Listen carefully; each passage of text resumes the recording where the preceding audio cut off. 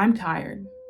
I'm really tired. And I'm really emotionally tired seeing child after child after child with such severe disability.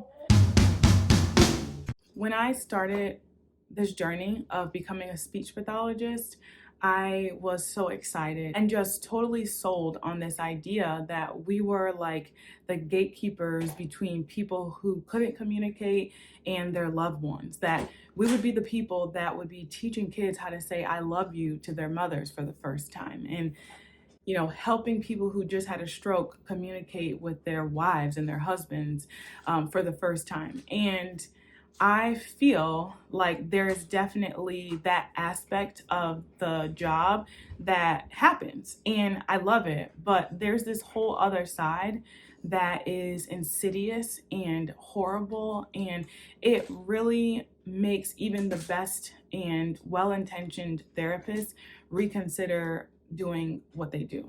I'm at the point where I'm 13 years in, and I am seriously considering whether or not I want to be in this field anymore. It's really scary to think about and to say out loud. And I've honestly been sidestepping and avoiding it for a long time. But I'm at the point where I actually feel like I want help, and not for myself, but for our patients and the students. I am really concerned about the trajectory of the type of patient and student that we're seeing. And I hope that I'm not the only one, but I feel like I have to use this platform that I have to, I don't know, bring awareness to it, or at the very least, reach out to other people in this field and see if they're experiencing the same things that I'm experiencing. So, before I go on and talk about, all of this, I just want to say if anything that I say in this video resonates with you, or, seems alarming to you, can you please share it? This kind of content doesn't get pushed on YouTube. It doesn't get pushed on social media. I don't know why, and I'm not going to try to figure it out, but it only gets pushed if people directly interact with it. So sharing it, commenting, liking, all of those things are going to show YouTube that is worthy of being shown to other people. So before I even get into anything, I'm going to ask, like, if it speaks to you at all, please, please, please consider interacting with it in some way so that this message gets to people who really need to see and hear it. Just a little backstory. When I came out of grad school, I was really interested in the neurological side of it. In fact, I had a minor in neurobiology with a major in communication disorders, which then led to the speech language pathology degree. And so I immediately went into the medical side because I wanted to work with brain injuries and stroke patients and people with aphasia. And if you don't know what any of those things are, check out some of my other videos because I talk about it. I'm not going to spend time today, but I just wanted to work in the medical setting. Now, when I got my first job, it was in a nursing home. And very quickly, I learned about the sometimes unethical practices of the healthcare system. And that is because we were immediately working with patients who had dementia. And if you don't know what dementia is, it is a progressive illness that does not get worse. And for therapy, it must be therapeutic. Now, you can argue with me about the benefits of working with patients with dementia, and I do feel like there's room for helping them with coping strategies. If there are swallow issues, things like that, we can definitely get involved in. But to do direct, like, memory care on a dementia patient, in my opinion, is wrong. And a lot of the healthcare systems out there, like in the nursing homes or like long-term care, they make money off of these patients regardless. So like if they go to the hospital, for example, for a fall, they might still put an order in for speech therapy, which I guess could be helpful, but a lot of times it was for memory care or like cognitive things. And again, these patients are progressing and getting worse, and I would fight against it, and I would immediately get chastised because this is a way for us to make money. So very quickly, I learned about how it can become very unethical in some of these settings because money rules the world. Now, I got out of that because I couldn't handle it, and I went into acute care in the hospitals. And that was immediately better because we weren't seeing those kind of patients, and I was able to do what I really loved, which was working with people with TBIs, like traumatic brain injuries, and all of the things that I mentioned before. I was seeing those patients, and being in acute care, it was like a fast-paced environment, so I got to see a bunch of them. Like, a lot of it was good. I really enjoyed my coworkers. I liked being kept on my toes. And the thing that really got me though with that setting was the administration. It was the business side of it again. We have something called productivity that is tracked in most medical settings, and I think it has to do with insurance. I don't know for sure. This is just a guess. I'm just a little worker bee, so someone can correct me. Let me know in the comments. But there is a productivity requirement in most medical settings. And basically, what that means is they need to justify you being there, justifying you doing your job. And what typically happens is if you see a certain number of patients, you have to be able to bill for those patients, and there's like codes involved. Can't really explain everything, but for example, if I saw a patient and did a swallow eval, I could give them 3 units, right? If I did a cognitive eval, I could give them 4 units. And if I did like cognitive therapy, it would go based off of 15 minutes. So it has to do with billing. And I would need to have a certain number of units accumulated to justify however many hours I work. So like if I worked 8 hours, like a full day, I would need like 20 units. Now, it's fine. It's fine to do that because you want to make sure that people are working and doing their job. But what I found was if I went to go see a patient at a specific time and they were out or asleep or with another therapy, I would have to come back another time. And over the course of the day, there might be patients that I just never got to see, but I was doing the attempts. But because I never got to see them, I couldn't put any units down for it. And so then that would make my productivity low, and then that would make me have to get talked to by my therapy manager, or someone else, because then it would make kind of the entire therapy department look bad. And I think over the course of time, I found ways around it, and it almost always involved me kind of like having to force my way in to see patients, even if it was for a short amount of time. And I don't even know if I'm like admitting fraud or something at this point, but that was my first experience. It was like within my first year of working, so please forgive me. But that was kind of like my only way of coping with what I was being required to do. I didn't work in the medical setting for long. It was only a couple of years. The reason why I got out of it, yet again, had nothing to do with speech therapy and everything to do with the politics and the bureaucracy around patient care. So I couldn't take that, and I ended up doing what I said I would never do, which was go into pediatrics. And I went into a school setting because there was no productivity requirement. I knew there weren't going to be dementia patients, and I figured that there wasn't going to be a requirement to be unethical the way that I was experiencing in the medical setting. And I was mostly right. When I got into the schools, I loved it. I loved working with kids.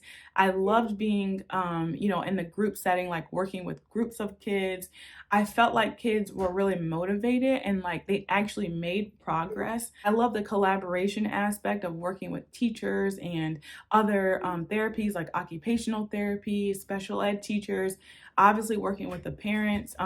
I just loved it. I loved being challenged by each student's needs, trying to figure out how to encourage their language and speech development and how it related to their academics, because in the schools, we are supporting their academics always. So just finding out ways to help them grow academically as a speech therapist was amazing to me. I loved it, and I still love it now. It's my favorite part about being a speech therapist. Just seeing the students' growth over time and being able to see them in pre-K, and then by the time they get to 4th and 5th grade, like the growth, their communication skills, their social skills, it's amazing, amazing, amazing, amazing.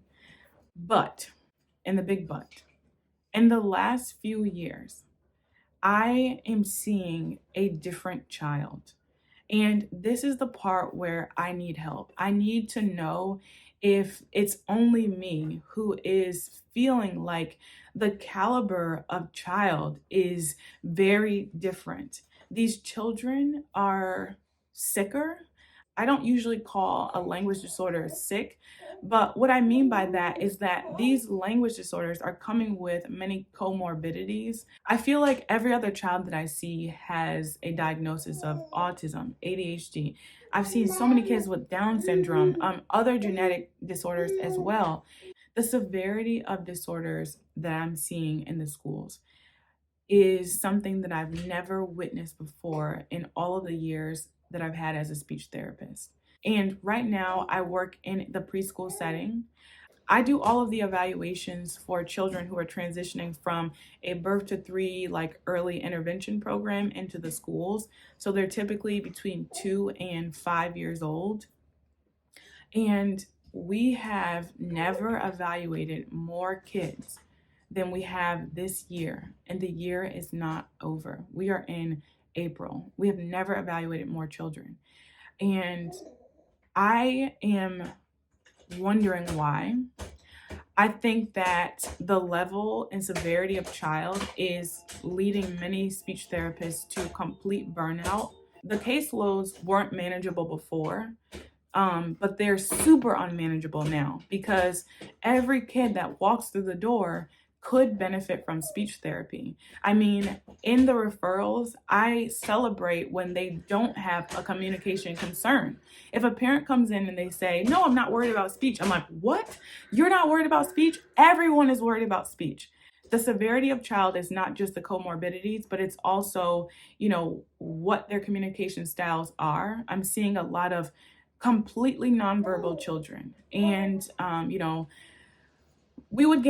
I would say when I started in this field, I would get maybe 3 or 4 kids out of a caseload of 50 that were nonverbal and needed some sort of alternative communication system.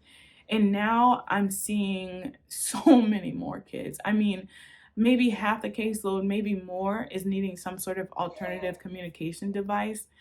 We are seeing a tsunami of children who really can't communicate at all, have no form of communication besides physical communication. I'm concerned that these kids are our future, and I'm more concerned that the speech therapists that are in it now won't be able to sustain this level of caseload and will get burned out and want to leave. And I'm concerned that there's already a shortage of speech therapists. I get calls all the time. If you're a speech therapist out there, I'm sure you do too. Our state is at an extreme shortage, so much so that there's like a discount if you buy a house in the state and you're a speech therapist. So there's already a shortage. And if the speech therapists that are here now are telling, future speech therapists to avoid, because honestly, I'm at the point that if someone came to me and asked about this field and asked whether or not they should do it, I don't know if I would say yes. And it's so sad to admit that out loud because I was so gung ho and like excited to be a speech path. And now I'm just like questioning everything. Um, so I'm really concerned about the future, that not only are there more severe students and patients, but that there's not going to be a source to help them, that there's not going to be enough speech therapists out there to help this level of child in the future. So I'm not fully quitting. I'm still here, but I'm tired. I'm really tired. And I'm really emotionally tired seeing child after child after child with such severe disability. And I don't know what's causing it, but we have to start to think about what can be causing this. It is not a fluke.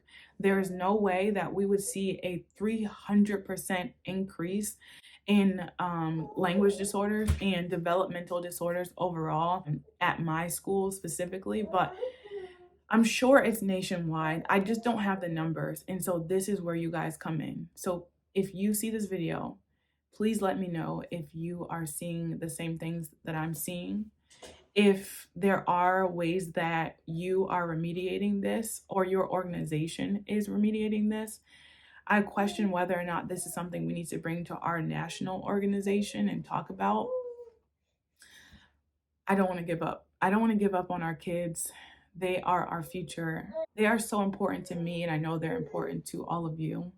So, yeah, guys, pray for our kids, save our kids.